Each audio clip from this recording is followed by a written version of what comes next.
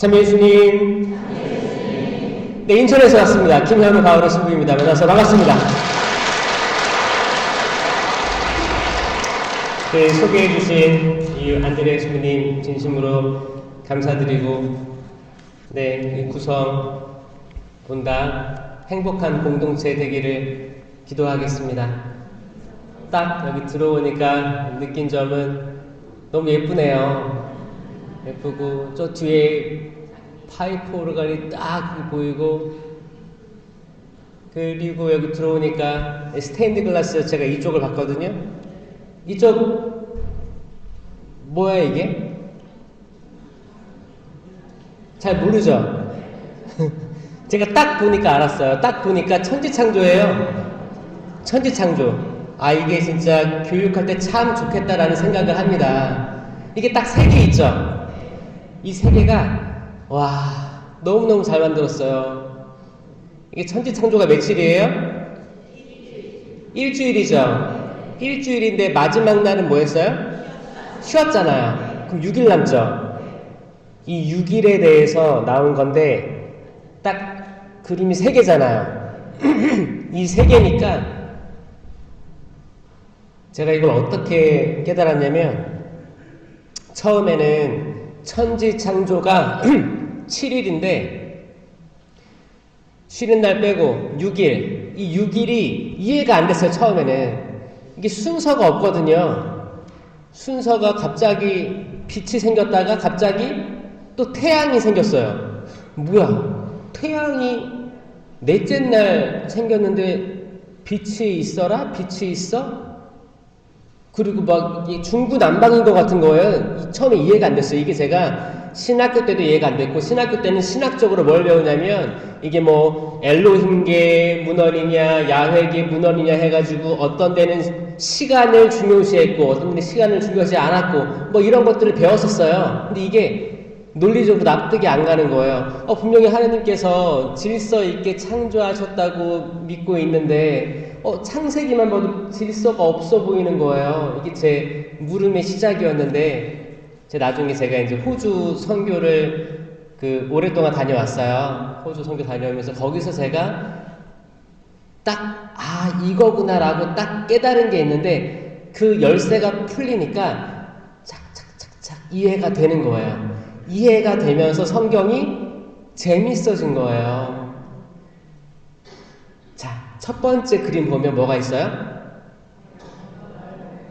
해, 별 그런 거 있죠?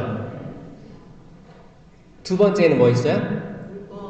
물고기 있고, 또 옆에는 뭐 있어요? 저 끝에 세 번째 거에 나무 같은 거 있죠? 기가 막힌 거예요. 오늘 제가 주제가 나무거든요. 나무. 하느님께서 세상을 창조하실 때 첫째 날 빛이 있어라라고 하셨어요. 이 빛은 뭐라고 생각하세요? 뭐라고 배웠어요? 생명? 이 빛이 있어라 했잖아요. 첫째 날. 이 빛은 어떤 사람은 그리스도라고 하는 사람이 있습니다. 세상에 빛으로 오신 그리스도. 근데 이 창조된 빛은 그리스도가 아닐 거예요. 아니에요. 왜냐하면 뭘로 알 수 있냐면 우리 신앙 고백이 있습니다. 사도신경이 있고 니케아 콘스탄티노플 신경이라고 있어요. 거기에 뭐라고 나오냐면 창조되지 않고 나시어라는 표현이 있습니다. 그리스도는 창조되지 않으셨습니다. 성부와 한 본체였다. 이게 뭐야? 삼위일체 교리예요. 예수님은 하느님이시면서 성령이세요. 믿으세요? 이게 아주 기본적인 신앙입니다. 삼위일체 하느님을 믿고 있는 거예요. 그러면 첫째 날 빛이 있어라 했을 때 그 빛은 뭐였냐면 우주예요. 우주. 첫 번째, 두 번째, 세 번째 날은 장소를 만드셔요. 확실해요. 장소예요. 장소.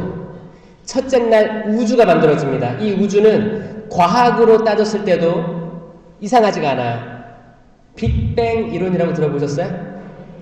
이건 과학적으로 지금 정설입니다. 빅뱅, 태초에 무언가 시작이 있었는데 이거는 큰 폭발이었을 거다라고 하는 거예요. 그러면서 폭발이 있었고 시간과 공간이 팽창하면서 지금의 우주에 이르고 있고 지금도 팽창하고 있다가 팽창 우주론이에요. 이건 과학하고 신학이 같은 맥락이에요. 천주교도 시작에 어떤 빛이 있었다 그거예요. 그걸 우주라고 이해하세요. 둘째 날 궁창 위의 물과 궁창 아래의 물로 나누셨다라고 되어 있습니다. 이게 뭐예요? 하늘과 바다예요. 장소죠? 셋째 날 땅이 솟아오르게 하셨습니다. 셋째 날은 땅이라는 장소를 만드세요. 그리고 넷째 날부터 여기 하나하나 심으시기 시작하는데 넷째 날은 우주에 해와 달과 별을 심으세요. 이게 첫 번째 그림입니다. 우주에 있는 해와 달과 별이에요. 다섯째 날 하늘의 새와 바다의 물고기를 심으세요. 이게 두 번째 그림이에요. 여섯째 날 땅 위에 나무들하고 짐승들하고 아담과 하와를 만드십니다. 그게 세 번째 그림이에요. 맞죠? 자, 그래서 여기 스테인드 글라스 처음 들어왔는데 세 개가 딱 있는 거 보고 와, 이렇게 잘 표현할 수가 있을까라는 생각을 하면서 감탄하면서 아까 뒤에 있었어요. 여기에 있는 여러분들 복되십니다. 누가 만들었는지 모르겠지만 성당 지을 때 아주 계획적으로 잘 만들어진 것 같아요. 우리 구성본당 신자 여러분, 그리고 아까 1층에서 역대 신부님들 사진을 봤는데 오래된 성당이라고 느꼈어요. 신부님 사진이 많더라고요. 신부님 사진이 많으면 역사가 깊은 성당이에요. 구성성당, 과거의 신자들, 이 성당을 짓기까지 해주신 모든 신자들, 그리고 미래의 신자들을 위해서 박수 한번 칠게요.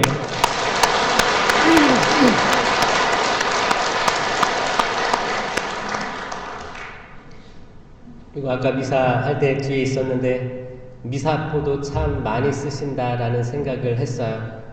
억지로 쓰시는 거예요? 자발적으로? 와, 정말 그 전국 전 세계 가톨릭 신자들에게 모범이 되는 분당 중에 하나가 아닐까라고 생각을 합니다.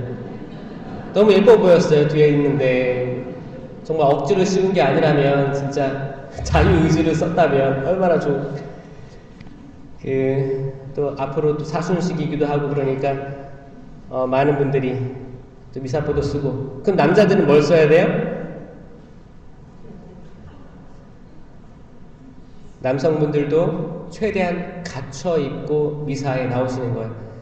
여성들도 여기 쓰시고 하얀 의복을 우린 다 입어야 되는 거예요. 그래서 하얗게 아무거나 들고 입고 오지 말고 좀 갖춰서 입으시는 그런 모습들이 너무너무 준비된 모습이고 우리가 하늘나라의 선택된 백성임을 드러내는 겁니다. 기도로 시작할게요. 구성성당을 위해서 기도하겠습니다. 성부와 성자와 성령의 이름으로 아멘. 사랑이 많으신 주님 감사합니다. 당신을 사랑합니다. 당신을 흠숭합니다. 저희들이 가진 것은 별로 없습니다. 지성적으로 저희들 마음에 당신을 품어야 함을 알지만 당신을 알아가면 알아갈수록 한없이 부족함을 또 느낍니다. 주님, 저희 축복해 주소서. 저희 가족들도 축복해 주소서. 저희 자녀들 다 세례, 견진, 영성체 시켜놨는데 저희들 마음대로 잘 안됩니다. 성당에 나오지 않습니다. 결혼해서도 나오지 않습니다. 주님, 어디서부터 잘못된 걸까요? 주님, 저희들 불쌍히 여겨주시옵고 저희에게 길을 비추어 주십시오. 저희들 한없이 부족한 거 당신 앞에 무릎 꿇고 고백하오니 저희에게 빛을 밝혀 주시옵소서. 저희들 수많은 것에 마음을 빼앗기고 있습니다. 하지만 당신께서는 곁에 있던 마리아가 참 좋은 몫을 택했다고 말씀하십니다. 주님, 저희가 당신 옆에서 당신만을 바라보며 단 한 시간이라도 깨어있을 수 있게 하여 주시옵소서. 저희가 가진 모든 것 당신께 봉헌합니다. 저희 시간을 봉헌하고 마음을 봉헌합니다. 이 악한 세대에, 이 악한 시대에 당신의 빛을 비추어 주십시오. 주님, 구성성당 모든 교우들이 본당 신부님과 수녀님과 모든 봉사자와 한 마음을 이루어 당신 하늘나라 성전을 건설하게 하여 주시옵소서. 주님, 이들을 화해시켜 주시고 일치되게 하여 주시옵소서. 분열을 가져오는 그 모든 위험으로부터 해방시켜 주시고 저희를 악에서 구하소서. 다 같이 주님의 기도하겠습니다. 하늘에 계신 우리 아버지, 아버지의 이름이 거룩히 빛나시며 아버지의 나라가 오시며 아버지의 뜻이 하늘에서와 같이 땅에서도 이루어지소서. 오늘 저희에게 일용할 양식을 주시고 저희에게 잘못한 일을 저희가 용서하오니 저희 죄를 용서하시고 저희를 유혹에 빠지지 않게 하시고 악에서 구하소서. 아멘. 성부와 성자와 성령의 이름으로 아멘. 참 예수님, 편하게 편안투도 다녀오세요. 편하게 들으셨으면 좋겠어요. 사실 천주교회가 과거에 한국에 처음 들어올 때 200년 전이죠. 200년 전에 들어올 때 또 양단들, 지식층들이 책을 먼저 읽고 천주교를 받아들여 아주 독특한, 전 세계에서 유일무이한 그런 역사를 가지고 있죠. 그래서 좀 엄격한 것이 있습니다. 여기 성당 엄격해요? 조금? 그리고 하지 말라는 것들이 많아요. 천주교에서. 자, 아까도 앞에 보니까 영성체할 때 바른 모습들이 있잖아요. 사실 이런 것들을 딱 보면 이렇게 해야 되는구나 라고 하지만 마음속으로는 좀 불편함도 조금씩 있지 않아요? 사람이라는 게 그래요. 애기들 여러분들 키울 때 이거 하지마, 이거 하지마, 이거 하지마, 이거 하지마, 이거 하지마 그러면 어떻게 해요? 움츠러들어요. 사실 인간이라는 존재가 그렇습니다. 그리고 이제 우리의 시작이 약간 엄격화된 사회에서 또 유교 문화권에서 천주교를 받아들였기 때문에 엄격함이 있는 게 있어요. 그래서 때로는 바티칸 로마보다 더 엄격하다라는 말이 있을 정도로 한국 천주교회는 엄격함이 없음을 부정할 수 없어요. 그렇죠? 그래서 여러분들도 아마 자녀들 키울 때 엄격함으로 키웠을 거라고 생각해요. 성당 나가야 돼, 뭐 해야 돼, 뭐 해야 돼, 해야 돼. 그러니까 지금 애들이 잘 하고 있어요? 떠났어요? 잘 가. 떠났죠? 부모님 말 잘 안 들을걸요? 왜냐면 그 엄격함에 신물이 난 세대가 지금 젊은 세대라고 저는 생각하거든요. 맞나요? 저도 어렸을 때 엄격함 속에 자랐습니다. 엄격하게. 미사 꼭 가야 되고, 미사 갔다 와서 그날 복음 말씀, 강론 말씀에 대해서 부모님께 얘기를 할 수 있어야 됐어요. 나보다 엄격한 사람 있었어요? 저희 부모님보다 엄격한 사람 있었어요? 그래서 한 번은 제가 그거 하기 전에, 그 엄격함으로 저기 대하기 전에 성당 간다고 하고 저는 오락실에 갔었어요. 주일미사 뭐 이렇게 헌금 받아가지고 동전 몇 개 갔잖아요. 그때 이제 저는 오락실로 달려갔습니다. 성당 한 5분 거리 오락실이 있었거든요. 그래서 형하고 한참 오락을 하고 또 형도 같이 갔어요. 같이 하고 집에 가서 미사하고 왔다고. 그리고 오늘 복음 말씀, 강론 말씀 뭐였니? 그러면은 둘 다 얼어 있는 거야. 그리고 그 다음부터 오락실을 안 가고 성당 가서 잘 집중해서 듣고 부모님이 분명히 물어볼 거니까 그리고 미사를 참석하고 집에 가면 그 다음부터 안 물어보셨던 기억이 납니다. 그래서 저는 항상 오후 3시가 되면 성경을 읽었어요. 아버지가 같이 앉아가지고. 오후 3시는 아버지가 느끼시기에 예수님께 돌아가신 시간이니까 그랬겠죠? 같이 성경을 펴서 읽으라고 했어요. 읽었어요. 덮으래요. 덮었어요. 또 뭐라고 하세요?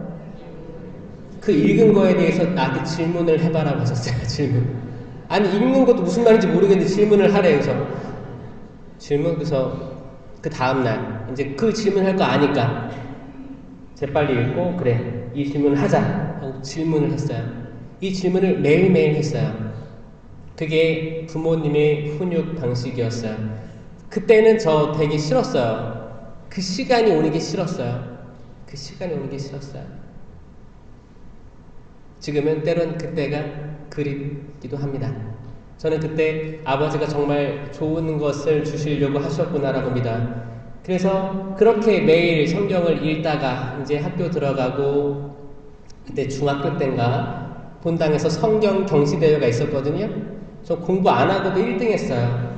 이미 많이 읽은 거예요. 저도 모르게 많이 읽어버린 거야. 그리고 이게 기억에 남았던 거예요. 저는 이게 그때 그렇게 하지 않았더라면 어떻게 됐을까라는 생각을 하면 정말 좋은 것들을 주시려고 하셨구나 라는 생각이 나중에 든 거죠. 그때는 그 어린 시야에는 지평에는 다 이해할 수 없는 것들이 많잖아요. 나중에 어른이 되면 그때 내 부모님은 그런 마음이셨구나 그걸 깨달을 때가 많이 있지 않습니까? 한 아버지가 있었고 한 꼬마 남자아이가 있었습니다. 한 나무 아래에서 놀고 있었어요. 나무 아래 그네를 타고 이렇게 놀고 있었어요. 그때 아버지가 그 아이를 향해 소리칩니다. 엎드려! 그 아이는 영문을 모른 채 엎드립니다. 옆으로 굴러! 아이는 영문을 모른 채 떼굴떼굴 옆으로 구릅니다. 일어나서 뛰어와! 아이는 일어나서 아버지에게 달려옵니다. 안겼어요. 그 뒤를 돌아다보니까 나무에 커다란 뱀이 이렇게 걸려 있었습니다. 자, 아이들이 바라보는 시야와 어른의 시야는 다릅니다. 신앙적으로 어린아이 수준에 있는 사람의 시야와 어른 수준에 있는 사람의 시야는 당연히 다르겠죠? 당연히 다릅니다. 생각할 줄 아는 사람의 시야는 달라요. 우리가 이제 여름 다가오잖아요. 겨울이 좋아요? 여름이 좋아요? 겨울이 안 갔으면 좋겠어요? 좋든 싫든 여름은 다가올 거예요. 여름에 바닷가를 가면 모래사장이 있잖아요. 여기 쭉 가면은 바다가 참 멋있게 있잖아요. 우리가 바다 쪽으로 더 걸어가면 더 많은 양의 물을 볼 수 있을까요? 더 물량이 줄어들까요? 자, 생각이라는 걸 해봅시다. 지구는 둥글죠? 우리가 볼 땐 평지잖아요. 근데 지구는 둥글다는 걸 어떻게 알아요? 다른 시야로 보니까 지구가 둥근 걸 알았어요. 이거 과거에 수백 년 동안 씨름해온 거였어요. 지구가 네모날까 평지일까 둥그럴까. 결국에 둥그런 걸로 밝혀졌죠? 이 말은 뭐냐? 내가 바다가 보이는데 더 앞으로 나아가면 둥그렇기 때문에 더 많은 양의 물량을 볼 수 있다는 거죠. 그렇게 생각할 수 있어요. 상상할 수 있어요. 우리가 지금 보이는 건 똑같지만 어떤 사람은 더 볼 수 있고 어떤 사람은 그 정도만 볼 수 있는 거예요. 사순시기에 특강이 존재하는 것은 여러분들에게 더 넓은 시야를 선물해 주기 위한 주임 신부님의 배려예요.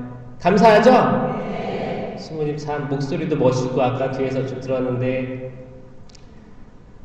아주 거룩하게 미사하시는 모습에 감명받았습니다. 아까 신부님께서 그러시는 거예요. 밖에서 기다리셨냐고, 미안하다고, 내가 좀 미사를 천천히 해서 그렇다고 하시는 거예요. 손님 미사 천천히 하세요? 빨리 했으면 좋겠어요? 지금 시대에 본당 신부님들에 대해서 불평이 있는 분들을 다 모아놓고 얘기를 들어보면 뭐가 있냐면, 신부님 강론이 길다, 미사 시간이 길다. 이 말은 뭐냐면 그거예요. 우리가 이걸로 투서도 많이 들어옵니다. 투서. 교구청에 우리 신부님 미사가 깁니다. 평일은 30분이어야 되는데 40분입니다. 50분입니다. 때론 1시간입니다. 아니, 주일 미사는 1시간이 맥시멈인데 1시간 반을 합니다. 이런 투서가 들어와요. 이게 좋은 것 같으세요? 나쁜 것 같으세요? 자, 교회법에는 미사 시간에 대한 정의가 없습니다. 정의가 없어요. 근데 어느 순간 평일 미사 강론은 5분으로 맞춰라 라는 우리끼리 얘기가 들리는 거예요. 왜냐? 어떤 사람들이 승질 날 수도 있다는 거예요. 신자들이 승질 날 수도 있다는 거예요. 주일 미사 강론 10분 넘기지 마라. 왜냐? 1시간이 넘어가니까. 주일미사 11시 미사면은 다들 12시 반쯤에 식사를 예약해놨나봐. 12시가 넘으면 이게 조급해지는 거야. 환장하는 거야. 환장. 나 지금 나가야 되는데 지금 미사가 안 끝났어. 우리가 했던 영성체의 은총, 축복의 은총 다 싹 날아갑니다. 이거 왜 날아갈까요? 이거 악이에요. 악마예요. 악마가 존재합니다. 사탄이 존재하고 악이 존재해요. 성경의 모든 말씀들 다 악에 대한 거예요. 악에 대해서. 우리가 미사하러 성당에 들어오잖아요. 성수 찍으시죠? 뭐라고 기도하세요? 성수 찍고 성호경 듣죠? 그럼 뭐라고 해요?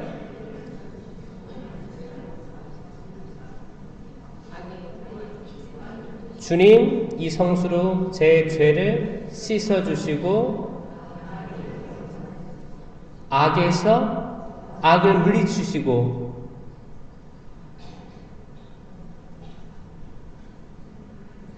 이거 옛날에 다 적혀 있었는데, 그쵸? 이게 코로나 시기 때 완전히 무너졌어요. 코로나 때 성수 다 없어졌죠? 왜냐면 그때 바이러스도 옮긴다고 해가지고 사용 못하게 하고 성당 못 나오게 하고, 악의 현상이 이렇습니다. 사실 우리 모두는 구마를 한 거예요. 구마에는 대구마가 있어요. 대구마하면 큰 구마고, 소구마하면 작은 구마예요. 이 구마 예식은 존재하는 거예요. 그래서 어느 성당이든 성수가 있고 성수 찍고 작은 소구마를 하는 거예요. 왜냐하면 우리가 악이 들러붙어 있어요. 그 인식 못하죠. 악이 둘러붙어 있어요. 그래서 이거를 털어내는 거예요. 털어내고 성당에 들어오는 겁니다. 그리고 성경 미사, 성경에도 그렇고 미사 경문에도 그렇고 악에 대한 얘기가 많이 나옵니다. 그리고 우리가 다 같이 하는 주님의 기도 있죠? 주님의 기도에 악에 대한 게 나와야 안 나와요? 악에서 구하소서. 마지막 문장 소구마예요. 소구마. 많은 영화나 드라마나 나와가지고 우리는 대구마에만 익숙해가지고 저런 게 있어 없어 에이 다 가짜야 그러겠지만 그 대구마라고 하고 소구마는 우리가 일상적으로 해오고 있는 거예요. 여러분 집집마다 성수 비치해 놓고 있는 분들 있어요? 집에? 성수 비치하는 확률도 사람들도 적어지고 있는 게 지금 현상이에요. 예전에는 본당에서 성수 축복을 하면 작은 물병에다 성수 담아와서 집에다 꼭 가져놨어요. 자, 잘 보세요. 여러분들 집안에 마귀들이 있어요, 없어요? 그 마귀라는 무섭게 생긴 실체를 얘기하는 게 아닙니다. 악의 악, 어두움, 이게 있어요, 없어요? 여러분 자녀들, 남편, 아내, 부모님 다 생각해 보세요. 악의 존재를 느끼십니까? 저는 이걸 언제 느꼈냐면 그거예요. 저는 소개하자면 지금 사회 사목국을 맡고 있긴 하지만 그 차동혁 로베르토 신부님 아시죠? 지금 돌아가셨고 제 은사 신부님인데 저는 성령 쇄신으로 차동혁 신부님한테 썼어요. 제자예요. 그래서 성령에 대해서 전문가입니다. 그리고 성령 쇄신 쪽으로 활동하고 있어요. 확실히 말씀드리면 악은 우리를 항상 유혹합니다. 악은 항상 유혹해요. 교묘하게 내가 가장 약한 부분으로 유혹을 해요. 나에게 들어온다는 게 아닙니다. 그럼 부마의 차원은 다른 차원이고 계속 이렇게 깨살깨살 이렇게 건드린 거예요. 잽잽 날리는 거예요. 내가 약한 부위. 내가 옆구리가 약하면 옆구리만 계속 때리는 거야. 옆구리. 이걸 어떻게 볼 수 있어요? 창세기 때 천지창조 있었죠? 아담과 하와가 에덴에 있었어요. 에덴에 있던 아담과 하와는 뭘 먹었어요? 사과요? 사과. 사과? 선악과라는 열매를 먹었죠. 그게 그치 사과 같지. 그림 보면 사과 같잖아요. 자, 선악과를 먹었습니다. 선악과를 먹었어요. 근데 그 선악과 나무 옆에 뭐가 있었는지 아세요? 배요? 배? 사과와 배가 있었어요?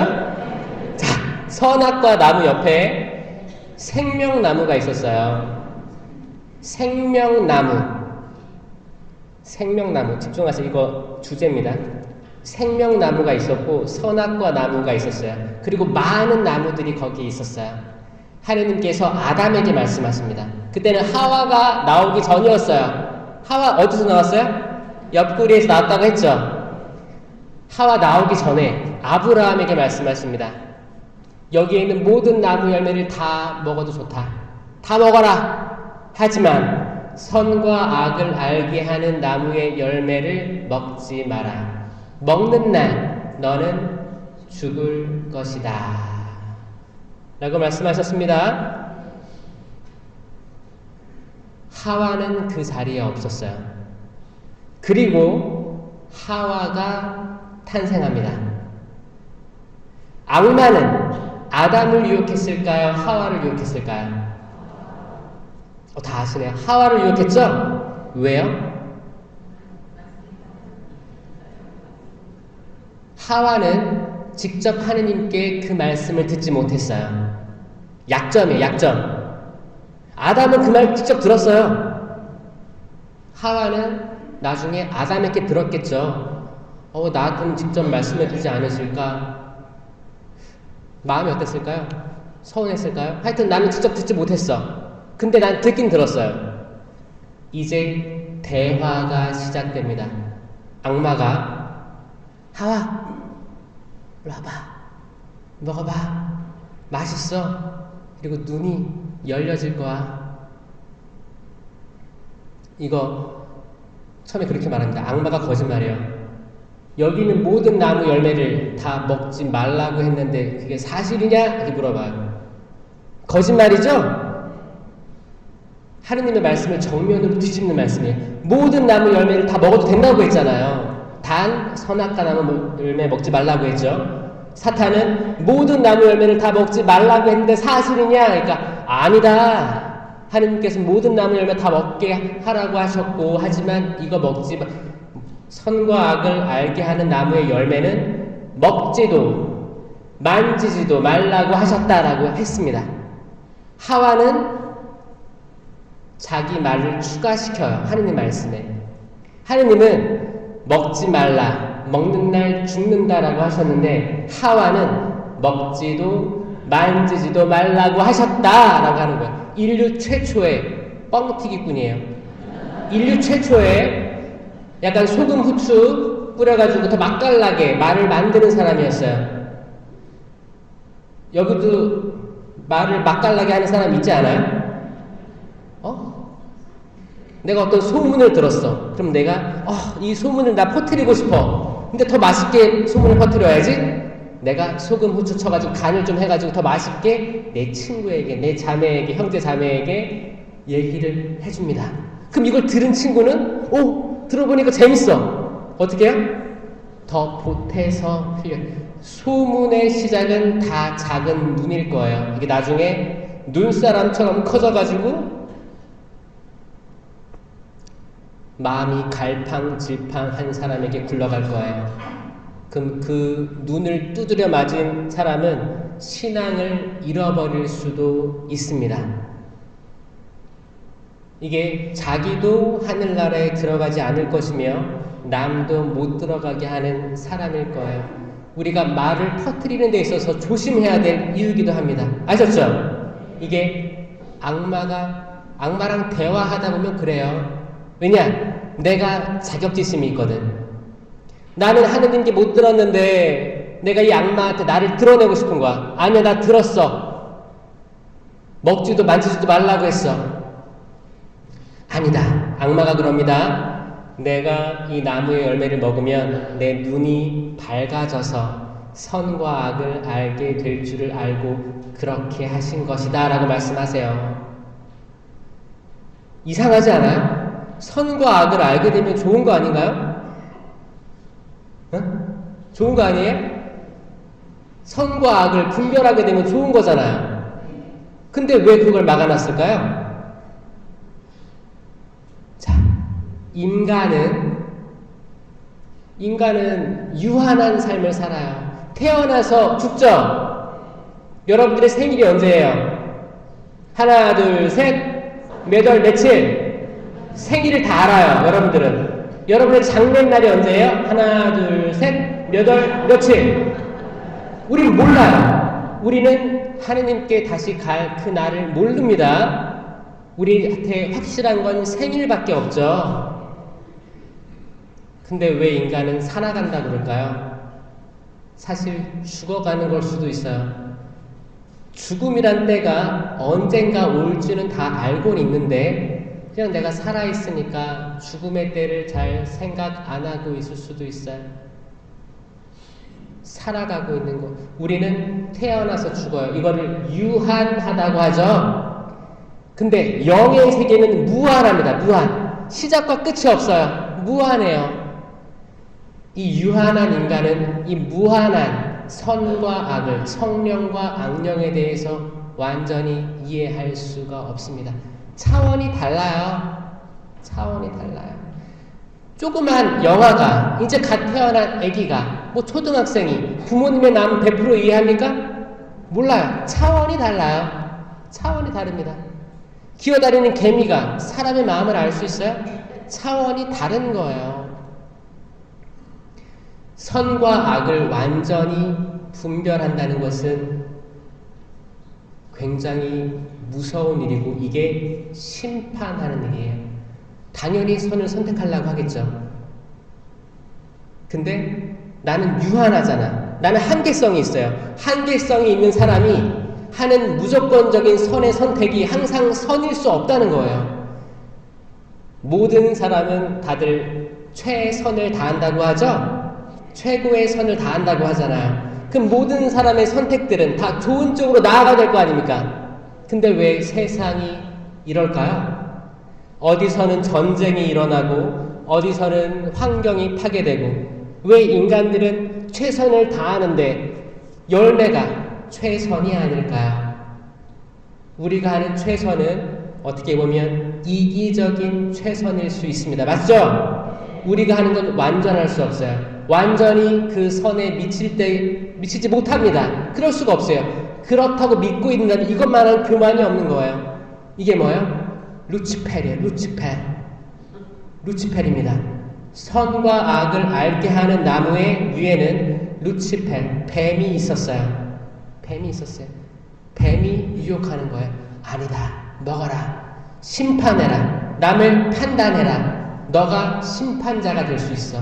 너가 판단할 수 있어. 먹어. 아담이, 이제 하와가 먹어요. 그리고 눈이 열립니다. 눈이 어떻게 열려요? 눈이 쫙 열려가지고 이제 남을 심판하게 됩니다. 그리고 그거 열매를 어떻게 해요? 또 따서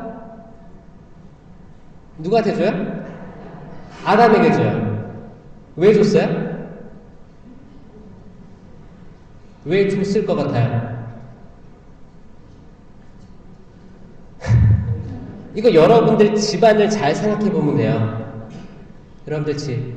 여러분들이 남편한테 뭘 줄 때 왜 줘요? 밥 차려줄 때 무슨 생각하면서 주는 거예요? 먹고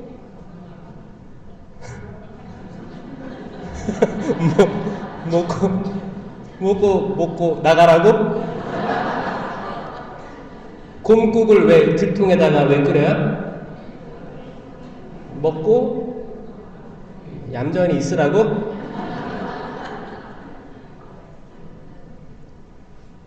이게 기가 막힌 거예요. 남자는 또 그거를 아무 생각 없이 받아 먹죠? 성경에 진짜 아무런 반론도 없어요. 아니 이거를 하느님께서 따지 말라는데 왜 땄냐? 나 안 먹겠다 이렇게 하지 않고 단순하게 하와는 아담에게 주었다. 아담은 그걸 남편도 그걸 받아 먹었다라고 되어 있습니다. 이게 악마가 하는 일입니다. 1타 2피예요. 1+1이에요. 자, 악마는 여성을 그 약점으로 잡았고 이 약점을 이겨내면 한 명을 꼬셨는데 2명이 넘어오는 형국이 되었더라. 이게 창세기 이야기입니다. 이거 동의하세요? 못해요?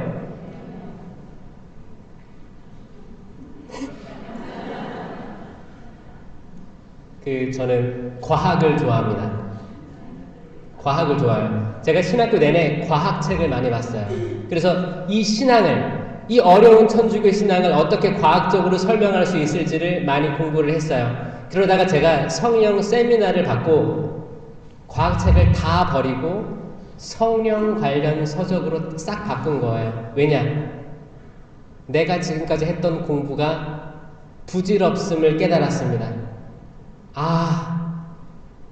의미가 없었어요. 머리로 아무리 공부하는 게 의미가 없었어요. 체험, 하느님에 대한, 살아있는 하느님에 대한 체험이 너무 중요하구나 깨달았어요. 그리고 다 바꾸고 그렇게 공부를 준비한 거예요. 하지만 여전히 과학적으로 알아가려고 하는 모습은 있어요.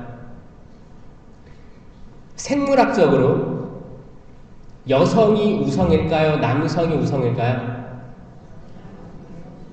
여성이 우성이에요? 그 근거는 뭐예요? 근거는 뭐라고 하냐면 염색체에 있다고 합니다. 과학자들이 한 말이에요. 염색체에 있다. 여성 염색체가 뭐예요? 어떻게 알아요? 그런 거 어떻게 알아요? X가 2개 있는 염색체가 여성이 가지고 있는 염색체예요. 하느님이 그렇게 창조하신 거예요. 그 남성의 염색체는 뭐예요? 잘하시네요. X, Y. 다른 염색체가 붙어있는 형국입니다. 이 자체로만 봤을 때도 여성이 우성이라는 결과를 도출한다는 거예요. 왜냐? 같은 게 2개 있는 거예요. 안정적이죠? 안정성이 있다는 거예요. 남성은 뭐예요? 다른 게 2개 있죠? 이 자체로 불안정하다는 거예요. 그리고 여성은 생명을 잉태할 수 있고 모성을 가지고 있는 자체가 생물학적으로 우성이라는 거예요. 우성이기 때문에 작은 나의 다음 생명체는 여성이 기르게 섭리되어 있는 거예요. 여기까지 동의하세요? 이 생물학적인 이 바탕 동의하시죠? 이건 생물학적인 바탕입니다. 저는 여기에 동의를 해요, 사실. 그래서 어머님들이 가진 모성에 대해서 항상 감사하고 지금도 그 많은 미혼 모들이 존재하는 것도 이 모성 때문입니다. 아버지는 자식을 버리고 갈 수 있는 존재들이에요. 근데 어머니는 내배 불러서 낳은 아이를 같이 키울 수밖에 없는 그런 모성이 존재한다는 거죠. 여성은 염색체가 같은 게 2개 있기 때문에 안정적이고 생명으로 나아가고 모성을 가지고 있으니까 항상 생명을 원하는, 내가 아무리 가정폭력을 당해도 생명을 지키려고, 내 아이를 지키려고 오히려 내 가족을 보호하려고 하는 모성이 주어진다고 하면, 여기 남성들이 많이 와 있어서 그런데 제가 항상 갈 때는 여성들이 많이 와 있거든요. 오늘 좀 긴장되지만 남성들은 기본적으로 모험심이 강합니다. 모험심이 강하고 또 기질적으로 다혈질적인 부분도 있어서 많은 말을 해서 설득하기보다는 단번에 제 앞에서 추진하는 것도 있습니다. 근데 이게 꼭 나쁜 것만은 아니에요. 이런 일들로 세상이 추진되어 왔기 때문에 양쪽 다 좋은 점들이 있습니다. 근데 안 좋은 점도 있다는 거죠. 어떤 분들 그래요. 신부님, 그러면 여성이 우성이니까 남자가 여성 말을 잘 들어야겠죠? 그래요. 맞죠? 맞습니다. 남자가 여자 말을 잘 들으면 자다가도, 그건 누가 만든 말이에요, 근데? 기가 막힌 것 같아요. 얼마나 배고프겠어요. 그 떡이라도 먹어야지. 자. 그런데 만약에 악마가 여성을 유혹하고 잠식했다면 여자 말을 잘 듣는 남자들은 1타 2피로 넘어가요? 안 넘어가요? 넘어갈 수 있기 때문에 제가 이 얘기를 하는 거예요. 여성이 우성이라고 좋아할 게 아니라는 거예요. 그만큼 책임감이 더 있어야 되는 거예요. 그쵸? 남성들도 그냥 지금도 하와가 열매 주면 받아먹을 남자들이 여기 많습니다. 그렇죠? 그냥 먹는 거, 웬걸 먹는 거지.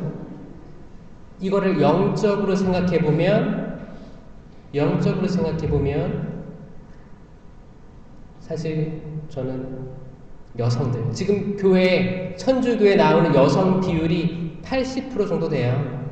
어느 본당이나 어느 단체나 여성 비율이 높습니다. 남성 비율 적죠? 오늘은 많이 나오셨지만 남성 비율이 적어요. 이 자체도 종교성을 가진 성비는 여성이 훨씬 높더라라는 거예요. 그런데도 사목회 신부님 지근거리에서 하는 사람들 남성 비율이 높아요? 여성 비율이 높아요? 남성 비율이 높죠? 여성들은 어떻게 해요? 환장하죠? 거기 들어가고 싶어요? 성당 운영에 들어가고 싶어요? 또 여성들의 단점은 뭐냐? 만약에 신부님과 친한 여성들이 있으면 이 여성들 사이에서 뭐가 일어나요? 시기, 질투로 모든 접시들 다 박살나는 거예요.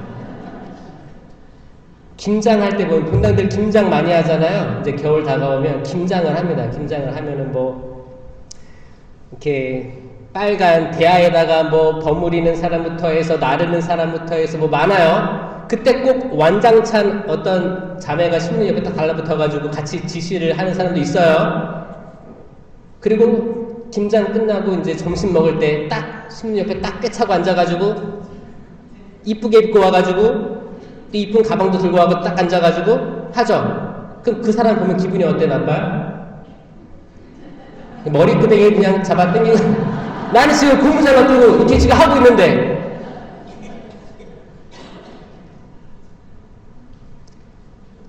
성경에서 마리아와 마르타 이야기 나옵니다. 여기 혹시 마리아 있어요? 본명? 세례명 마리아, 마르타.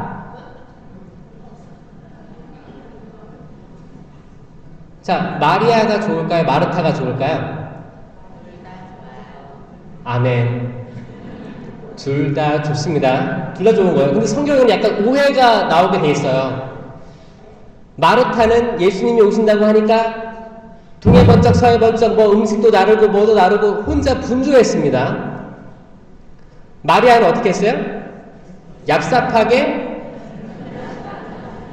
예수님 옆에서 발치에 앉아서 듣고 있었어요. 얍삽하다는 말은 죄송합니다. 이게 그 마르타의 시야에서 봤을 때 그런 거예요. 마르타가 이제 화가 났어요. 예수님, 마리아더러 저 좀 도와달라고 하십시오. 제가 이렇게 혼자 시중 들고 있는데.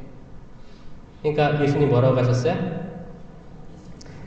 마리아는 참 좋은 몫을 택했다. 좋은 몫을 택했다. 그래서 저는 그걸 처음에 어렸을 때 그걸 읽고 마르타처럼 이렇게 분주하면 안 되겠다 이 생각이 처음 들었었거든요. 마리아처럼 관상하고 성당에 있고 이런 모습을 원하시나 보다라고 어린 마음에 그렇게 생각했었는데, 근데 나중에 성인이 돼서 보니까 사람들 자기소개를 하는데 본명이 마르타래. 그래갖고 마르타라는 세례명이 있다는 건 마르타가 성녀라는 거잖아요. 알아보고 공부하기 시작했죠. 마르타가 이렇게 혼났는데 왜 성녀지? 이걸로 알 수 있는 게 뭐냐? 마리아와 마르타 다 성녀예요. 그런데 그때 왜 혼났어요?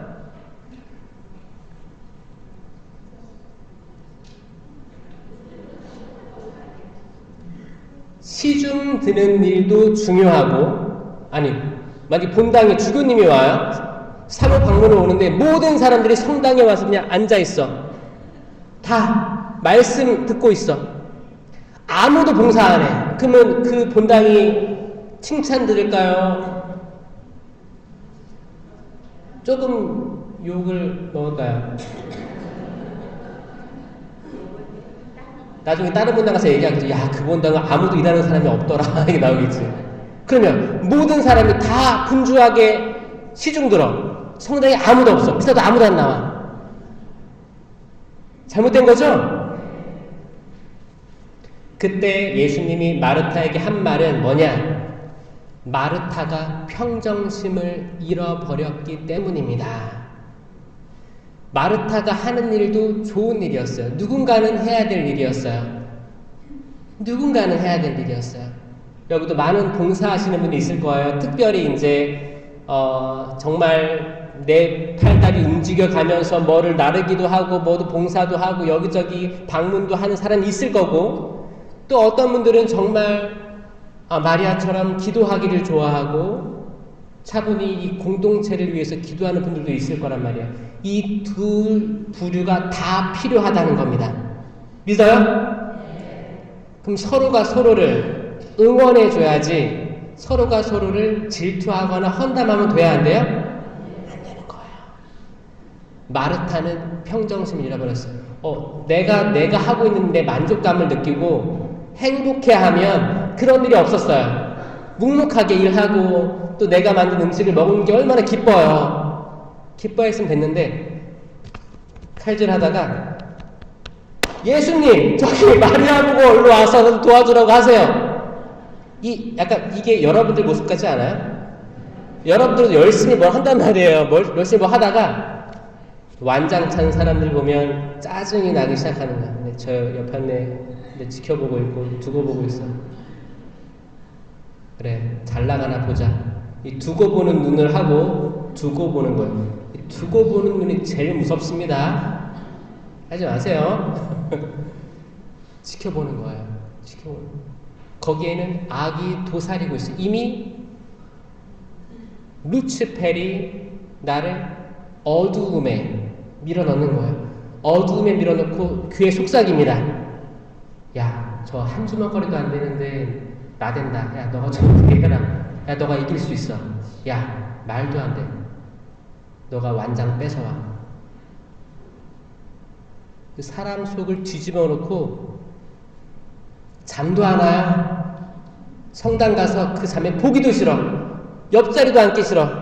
그리고 내 친한 사람 만나면 그 자매, 그 형제에 대해서 헌담을 하게 하는데 소금, 후추 뿌려가지고 더 맛깔나게 헌담을 해서 매장까지 시키는 일이, 이건 모든 본당 다 자유로울 수 없습니다. 이런 분들이 있다는 거예요. 이거 왜 그러냐? 기본적으로 내가 하는 것도, 내가 받은 소명도 이미 훌륭한데 여기에 만족함을 못 느끼고 내가 다른 사람을 보면서 비교하고 내가 판단하고 내가 심판하려고 해서 그런 일들이 있다. 이게 영적인 선악과를 먹는 행위입니다. 아멘? 이거 꼭 기억하세요.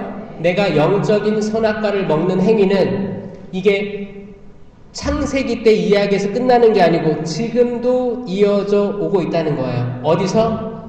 에덴 동산에서. 에덴 동산은 어디예요? 여기입니다. 에덴 동산은 여기입니다. 여기에요. 첫 죄가 저질러진 곳도 에덴 동산이었어요. 에덴 동산. 만약에 바꿔서 얘기해서 만약에 마리아가, 이건 가정입니다. 마리아가 예수님 발제에서 듣고 있다가 언니! 여기 와서 예수님 말씀 들어! 그랬으면 어떻게 됐을까요? 마리아를 혼냈을 거예요. 자, 카인과 아벨도 마찬가지예요. 카인은 뭐를 바쳤어요? 하느님께? 카인은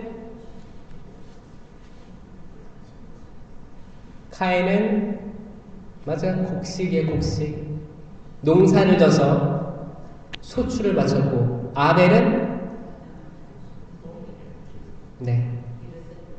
기르던 가축들, 그쵸? 바쳤습니다. 자, 곡식을 바치는 게 더 좋을까요? 고기를 바치는 게 더 좋을까요? 지금 뭐 봉사 뭐 하시는 거 있으세요? 성당에서? 정답만 말씀하셔가지고. 저 구독자예요? 회장님이에요? 단장님이세요? 네. 완장 보이네, 완장. 여기. 자, 잘 보세요. 고기를 바치는 거하고 농작물 바치는 게 다 그분 보시기에 좋습니다. 이 바쳤던 걸로 아벨을 좋아했던 게 아니에요. 하느님께서 사람을 좋아하는 게 이유가 있나요? 없어요. 근데 카인은 정말 하느님이 아벨을 좋아하는 것처럼 느껴진 것 같아요. 자격지심이에요. 자격지심. 그리고 어떻게 했어요? 불러냈어요. 화가 났어요. 화예요. 화가 나서 결국에 돌로 쳐 죽였죠. 이 첫 번째 살인사건이라고 합니다. 여기서 사람들은 그래요. 농작물을 하느님이 싫어하시나 보다. 이게 본래 집중해야 되는 본질이 아닌 거죠. 본질은 뭐예요? 카인이 분노를 가지고 있었다입니다. 분노를 가지고 있었고 이 분노를 실행에 옮겼다라는 게 핵심이에요. 마리아와 마르타도 마음의 평정심이 무너진 게 포인트고요. 여러분들은 좋은 나무하고 나쁜 나무가 대충 윤곽이 보이십니까? 어떤 게 좋은 나무고 어떤 게 나쁜 나무인지요. 에제키엘 예언서 31장 9절에서 11절까지 읽어보면 그렇습니다. 나는 많은 가지로, 이거 하느님의 말씀이에요. 나는 많은 가지들로 그 나무를 아름답게 만들었다. 그리하여 에덴의 모든 나무가, 하느님의 동산에 있는 모든 나무가 그 나무를 부러워했다. 그러므로 주 하느님이 이렇게 말한다.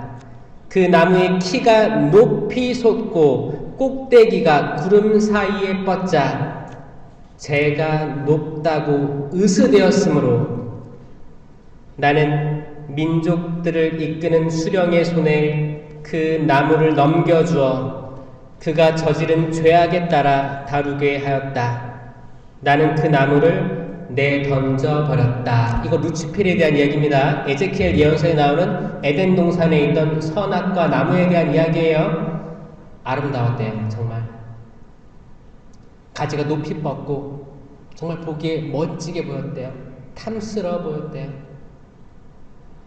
루치펠입니다. 어떻게 해서 나중에 그 나무를 내던져 버렸다. 하늘에서 땅으로 추락한 루치펠이 등장하는 겁니다. 신부님, 세상은 하느님 보시기에 참 좋게 창조되었는데 왜 악마가 존재하나요? 라고 물어보는 분들이 있었어요. 여러분들은 답을 아세요? 악마가 왜 있는 걸까요? 악마. 제가 지금 말한 듯이 악마는 원래 선성을 잃어버린 천사인 거죠. 그러면 악마는 창조된 걸까요? 저기 지금 스테인드 글라스에 있는 창조, 하느님의 창조에는 악마가 창조된 게 안 나옵니다. 악마는 창조되지 않았습니다. 꼭 기억하세요. 그러면 왜 지금 악마가 있고 왜 악의 세력이 존재하는 겁니까? 라고 물어보시면 뭐냐면, 자, 우리는 태어나서 죽잖아요. 이거 유한하다고 하죠? 영적인 세계는 무한합니다. 이 무한한 곳에 사는 존재를 얘기하면 하느님이 계시겠죠. 삼위일체이신 하느님, 그리고 천사가 있죠. 천사밖에 없었어요. 하느님이 창조하신 존재는 천사하고 모든 피조물이죠. 천사보다는 못하게 만드셨어도 라는 표현을 봤을 때도 인간은 천사보다 급이 떨어지는 건 맞습니다. 왜냐? 우리는 태어나서 죽지만 천사는 영원하잖아요. 영원 속을 살아가요. 근데 천사하고 인간에게 자유의지를 선물해 주십니다. 자유의지의 선물이에요. 이게 답입니다. 인간은 내가 어제 몇 시 몇 분에 죄를 지었잖아요. 그러면 내가 오늘 몇 시 몇 분에 고해성사하면 죄가 사해져요. 나는 유한한 존재이기 때문에 내 죄도 유한합니다. 맞죠? 언제든지 죄가 사해지는 거예요. 이게 축복인 거예요. 이게 유한 속을 살아가는 우리의 축복이에요. 때론 신부님 왜 인간을 영원히 살지 못하게 하셨을까요? 유한에 살아가는 우리에게 축복은 우리 죄가 영원하지 않다는 겁니다. 기쁘지 않아요? 여러분 배우자, 자녀, 부모에게 또 사회에게 거기 모든 본당 공동체에게 저질렀던 실수라든지 죄가 있을 거 아니에요? 이것들이 영원하지 않다는 게 축복입니다. 근데 천사는 영원한데 이 영원한 존재가 자유의지로 한 번 등을 돌리면 영원한 거예요. 영원한 겁니다. 영원한 존재가 자유의지의 선택으로 등을 돌리면 영원한 거예요. 루치펠은 자기 자유의지로 추락한 거예요. 하느님이 창조하신 게 아니고 천사가 등을 돌린 상태라고 보셔야 되는 거예요. 이해되셨죠? 이거 진짜 중요한 거예요. 이거 제가 신학교 때 배운 게 아니고 제가 아주 쉽게 설명하기 위해 깨달은 거예요. 이런 말 들어보셨어요? 제가 곱씹고 곱씹어서 깨달은 거예요. 영원하기 때문에 그럼 영원한 거예요. 하지만 인간의 축복은 유한하기 때문에 우리 죄가 사해진다. 우리 죄가 사해지는데 고해성사로 사해지죠? 고해성사는 대죄를 사하는 겁니다. 대죄가 있으면 무슨 죄가 있어요? 소죄도 있어요. 대죄는 10계명에 반대되는 죄를 대죄라고 합니다. 10계명 첫 번째 뭐예요? 한 분이신 하느님을 흠숭하여라. 두 번째, 아직 주일 안 나와요.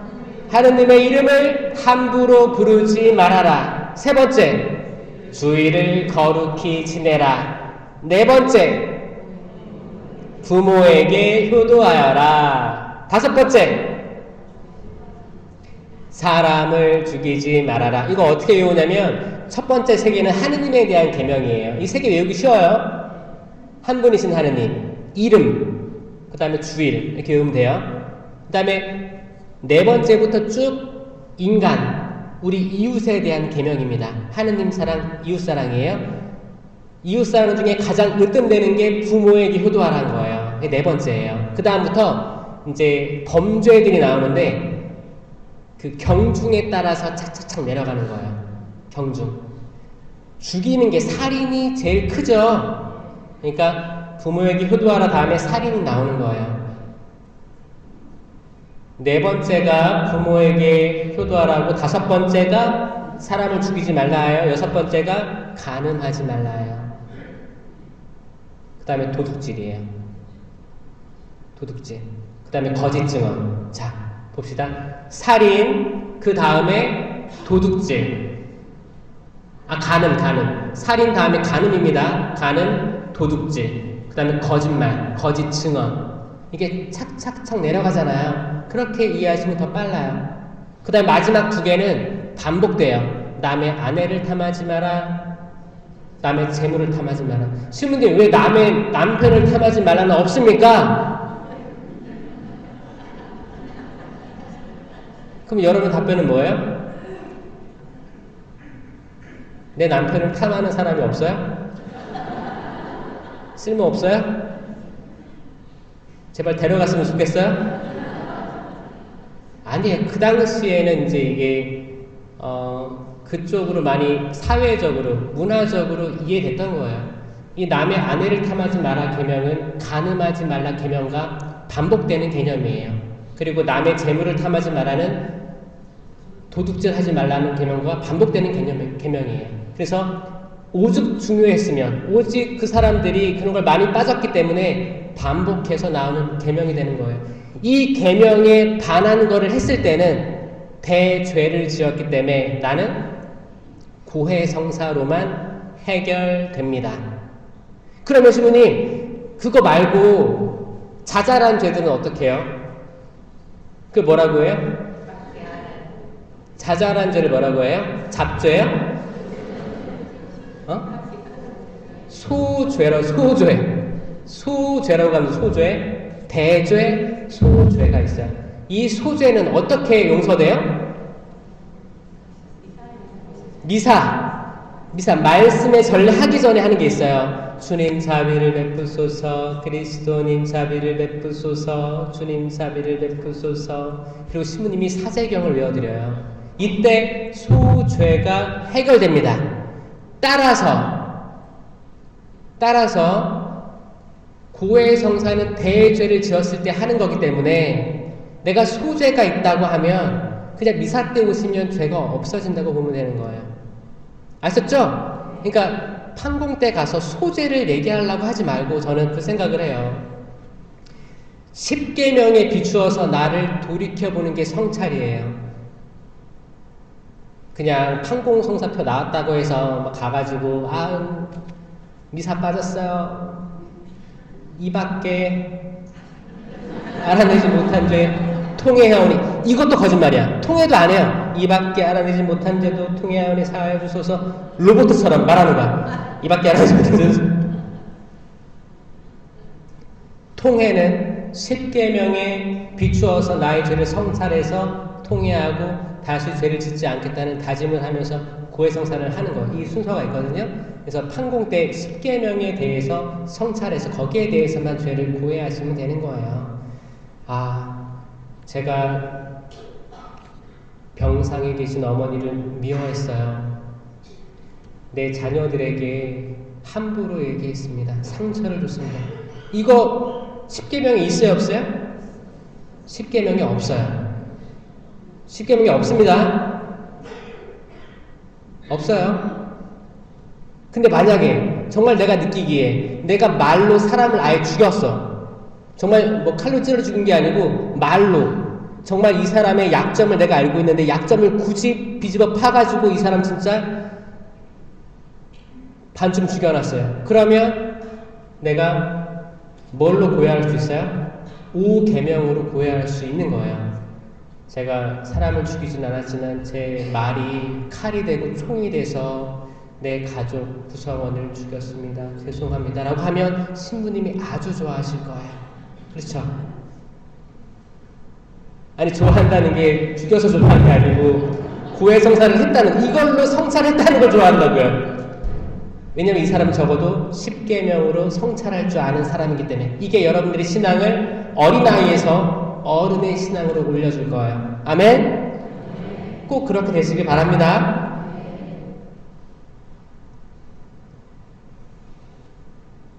그 소재들이 많아요. 그리고 또 거짓말 많이 하죠.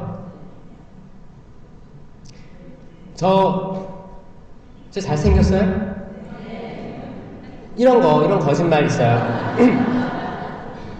카페에서 오랜만에 뭐 대모님을 만났는데, 어머, 대모님 너무너무 젊어 보여요. 파마하셨나봐. 너무 이뻐요. 그 거짓말이죠, 다. 근데 뭐 사람 기분 좋게 하려고 하는 그 윤활유 같은 거짓말들이 있습니다. 그런 거짓말들. 근데 그 10계명에 나오는 거짓 증언하지 말라는 거짓말 하지 말라가 아닙니다. 거짓 증언이에요. 이건 법정인 용어입니다. 법정에서 내가 이 거짓말을 함으로써 해서 상대방이 물질적이든 재산적이든 그런 정신적이든 피해를 가져올 때, 그거예요.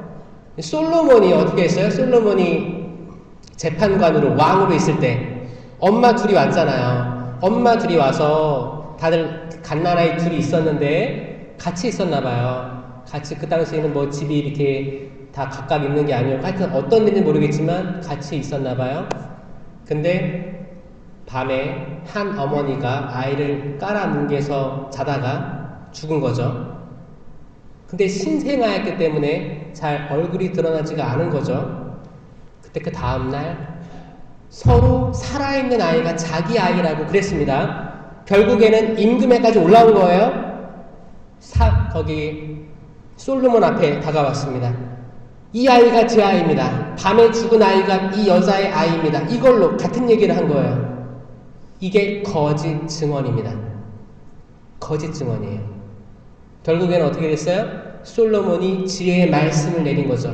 그러면 반으로 갈라서 똑같이 나눠 가지시라고. 그러니까 어떻게 했어요? 가짜 엄마는 그래요, 차라리 죽이십시오. 이렇게 싸우느니 진짜 엄마는 뭐라고 했어요? 임금님, 차라리 살려주십시오. 저 여자 주십시오. 아이를 살리려고 했던 여자가 진짜 어머니다 라고 판결한 게 솔로몬의 재판이 아닙니까? 그게 하느님이 하시는 일이에요. 하느님은 그렇게 움직이세요. 생명을 지키려고 하는 이가 답입니다. 이게 성경 모두의 역사예요. 창세기부터 요한묵시록까지 이 생명에 대한 이야기예요. 자, 다시 에덴으로 돌아옵시다. 에덴에 그 선과 악을 알게 하는 나무는 너무너무 울창하고 키도 높고 탐스럽게 생긴 열매들이 많은 나무였다고 했어요. 그 옆에 뭐가 있었다고요? 그 옆에 생명나무가 있었습니다. 그리고 선과 악을 알게 하는 나무의 열매를 먹은 아담과 하와는 추방됩니다. 하느님께서 뭐라고 하셨는지 아세요? 이들이 다시 돌아와 생명나무 열매를 먹게 해서는 안 되지. 이게 핵심이에요. 생명나무 열매를 먹게 해서는 안 되지 하고 추방시키셨어요. 그리고 불칼을 세워놓으셨어요. 이게 창세기 에덴 동산의 이야기의 마지막 핵심입니다. 생명나무 열매를 먹게 해서는 안 되지. 왜요? 죄를 지은 이들은 이걸 속죄하지 않고 바로 영원한 생명을 주는 나무 열매를 먹으면 내가 지은 죄가 영원해지는 거예요. 이해되셨어요? 생명나무의 열매는 생명 그 자체예요. 영원한 생명이에요. 나는 길이요 진리요 생명이다. 나는 생명이다. 예수님이 자기 자신을 드러내신 거예요. 생명이에요. 그분은 생명이에요. 신명기에서 내가 생명과 죽음, 축복과 저주를 너희에게 내준다. 선택해라. 자유의지의 선택을 얘기하십니다. 생명이에요. 이게 마지막에 가서 요한묵시록에 뭐라고 나오는지 아세요? 요한묵시록 2장 7절이에요. 내가 다시 생명나무 열매를 먹게 해 주리라.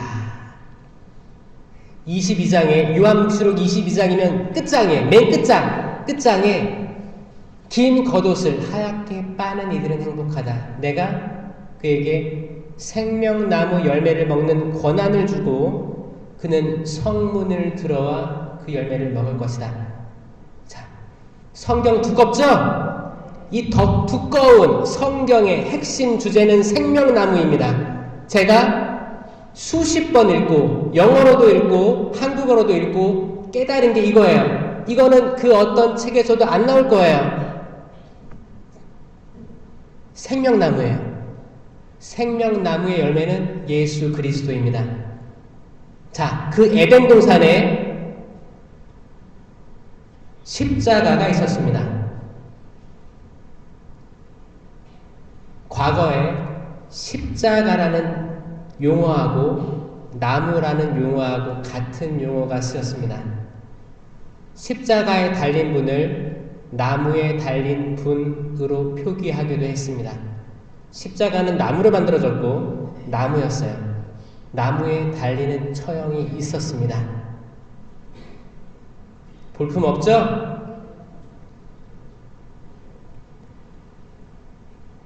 모세가 광야에서 구리뱀을 들어 올린 것처럼 사람의 아들도 들어 올려져야 한다라고 냈습니다. 모세의 시대 때 구리뱀이 뭐였어요? 불뱀, 살아있는 뱀들이 막 물어 죽이니까 모세가 구리뱀을 만들어서 올렸잖아요.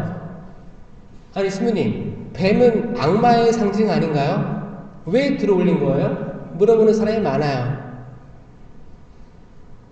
왜 그랬어요? 살아있는 뱀들 보셨어요? 저는 신학교를 인천 거기 강화도에 있었기 때문에 특히 이제 가을 날씨 좋을 때 보면 뱀들이 진입로에 엄청 많아요. 왜? 먹이를 먹고 겨울에 겨울잠 자려고 산에서 내려온 거예요. 많습니다. 그럼 이렇게 한참 독이 올랐겠죠? 빨리 먹이를 먹고 양식을 비축한 다음에 자야 되니까. 뱀들 보셨어요? 저 호주에 있을 때도 큰 뱀들 많이 봤거든요. 뱀 보면 기분이 좋아요, 안 좋아요? 뱀이 여러분에게 뭐 잘못한 것도 없는데 기분 안 좋죠? 안 좋아요. 그리고 막 혀도 내밀잖아요, 이렇게. 이게 무슨 소리예요? 뱀 소리죠, 뱀 소리. 이거 무슨 소리예요? 여러분들이 불평할 때 하는 소리예요. 에이씨! 이씨! 설거지 왜 안 했어, 이씨! 뱀. 살아있는 뱀은 무서워요. 보기만 해도 소름 끼칩니다. 일단 공포심이 집어먹어요. 공포심. 주저앉을 거예요. 뱀에 물리면 정말 내가 독이 퍼지는구나. 더 공포심 때문에 절명할 거예요. 그때 이스라엘 백성들이 그랬어요. 근데 모세가 구리로 뱀을 만든 이유는 그 장소에 구리가 있었고 많이 있었고 구리가 나는 곳이었어요. 구리로 엮어서 뱀을 만들었어요. 이 구리 뱀은 살아있지 않다라는 것을 알려준 거예요. 구리 뱀은 숨을 쉴 수 없는 뱀, 죽은 뱀, 생명이 없는 뱀. 고로 이 뱀은 나를 해칠 수 없는 뱀을 알려준 거예요. 이 뱀을 보고 뱀은 나를 해칠 수 없다라고 믿으면 나는 살아났다. 그 얘기입니다. 믿으세요? 여러분 주변에 많은 것들이 있을 거예요. 많은 일들이 벌어질 텐데 그 모든 것들이 여러분을 해할 수 없다라고 믿으면 거기에는 생명이 없고 내 안에는 생명이 있기 때문에 모성애가 있기 때문에 그 어떤 것도 내 자녀들, 내 배우자, 나를 해할 수 없을 것이다. 그 믿는 순간 여러분들은 생명을 얻게 될 거예요. 살아날 겁니다. 이게 구원이에요. 신약에 와서 예수님께서 들어 눕히셨어요. 십자가에 달리신 거예요. 십자가란 말은 그 당시에 어두움의 말, 죽음의 말, 사형수가 있는 곳이었어요. 근데 예수님이 달림으로 해서 지금 우리 목걸이, 팔찌, 반지에 십자가 있어요, 없어요? 죽음의 상징이 더 이상 안 되었습니다. 구원의 상징이 됐어요. 생명의 상징이 되었어요. 십자나무, 곧 생명나무에 열매가 맺혔습니다. 생명나무에 열매가 맺혔습니다. 그 열매는 생명이에요. 그 열매의 이름이 생명이에요. 나는 길이요 진리요 생명이다. 나는 살아있는 빵이다. 나는 영원한 생명이다. 나를 먹는 이들은 영원히 살고 나도 그 안에 살 것이다. 나를 믿는 이들에게는 이러한 표징들이 생길 터인데 내 이름으로 마귀들을 쫓아내고 뱀을 쥐거나 독을 마셔도 아무런 해도 있지 않을 것이며 병자에게 손을 얹으면 병이 나을 것이다. 자, 그분은 생명이기 때문에 우리가 생명을 알고 바로 모시고 함께 생활한다면 나도 생명이 돼서 내 이웃들, 내 가족들에게 치유를 줄 수 있고 복을 줄 수 있는 통로로 바뀐다는 겁니다. 믿으십니까? 이게 신앙의 정점이에요. 그러면 성당에 들어올 때 성수 찍고 들어와서 마귀를 털어내고 돌아와서 어딜 봐야 돼요? 십자가 바라보고 그 밑에 있는 감실 바라보고 이 제단을 바라보고 인사하는 거예요. 예를 표하는 거예요. 왜냐? 생명나무니까. 우린 더 이상 선악과 나무 열매를 바라보고 열매를 먹지 않습니다. 내가 심판하는 것을 멈춥니다. 스톱! 더 이상 심판하지 않을래. 왜냐? 나의 사고가, 나의 이성이 완전하지 않기 때문에 나 심판하는 거 멈출래. 그 대신 생명을 바라볼래. 어떻게 하면 사람을 살릴 수 있을 것인지, 어떻게 하면 내 아들, 딸, 내 이웃, 내 형제, 자매, 내 배우자를 살릴 수 있을 것인지, 어떻게 하면 생명의 말을 해서 사람들을 으쌰 일어나게 할 수 있을 것인지, 이거 너 때문이야, 너 때문이야, 너 때문이야 대신 됐어, 최선을 다했어, 힘들었지? 어떻게 하면 위로의 말을 할 수 있는 것인지, 그게 생명나무 열매를 먹는 것이죠. 이게 지금 우리에게 어떤 모습으로 와요? 성체 성사로 온다는 겁니다. 그리스도의 몸 하죠? 그러면 아멘 하죠? 아멘의 뜻이 뭐예요? 나는 믿습니다 라는 뜻이에요. 이게 제병인데 실체 변화된 삼위일체이신 하느님의 아들 예수 그리스도의 몸과 피라고 믿는 거예요. 실제로 바뀝니다. 그 뭐예요? 이 생명나무의 열매인 예수 그리스도가 지금 성체로 만져지고 맛이 느껴진다는 거예요. 믿습니까? 이게 천주교예요. 이 어마어마한 교리, 이 어마어마한 성경 전체를 관통하는 신비를 아시냐고요? 이걸 알면 어른의 수준으로 간다는 거예요. 성당 들어올 때 십자가 보면서 어떤 느낌 들어요? 아, 아프겠다. 고통스럽겠다. 못이 여기도 박히고 여기도 박히고 여기도 박혀서 지금의 내가 고통스러운 거를 같이 더 아파주소서. 봉헌하죠? 고통을 봉헌하세요? 눈물도 흘리고? 그게 아니고 이 십자가의 의미는 생명나무의 의미입니다. 고통은 2000년 전에 지나갔어요. 그분이 한 번의 속죄와 그분 옆구리에 나온 피와 물로 세상을 정화시켜서 우리 모두가 구원의 길에 이르는 길을 보여주신 거예요. 믿으세요? 왜 전례력으로 매년 사순절기가 돌아오냐? 인간들이 깨닫지 못했기 때문에 돌아오는 겁니다. 인간이 아무리 얘기해도 깨닫지 못했기 때문에 돌아오는 거예요. 판공성사가 뭔지도 모르고 교회 일치가 뭔지 모르고 생명나무가 뭔지 모르고 선악과 나무만 계속 주워 먹고 있는 이 에덴에서, 에덴 동산에서 선악과만 주워 먹으면서 남 심판을 하는 거예요. 그 성체를 모시잖아요. 그럼 생명나무 열매 먹은 거거든요. 그럼 생명이 내 안에 있는 거예요. 그럼 우리는 자리로 돌아와서 뭐예요? 이제 자리에 앉아서 사람들을 보기 시작해요. 누가 왔나? 누가 미사빠 안 썼나? 파마했네? 어떻게 성당에 저런 옷을 입고 오지? 심판하기 시작해요. 생명이 내 안에 왔는데 나는 다른 생각합니다. 어떤 사람들은 신부님 설거지하는 거 보세요. 이렇게. 그게 아니고 영성체 모시고는 눈 감고 생명이 지금 내 안에 있다. 내가 마리아다. 내가 마리아인 거예요. 예수님이 내 안에 오셨어요. 내가 지금 살아있는 감실이 됐다라는 겁니다.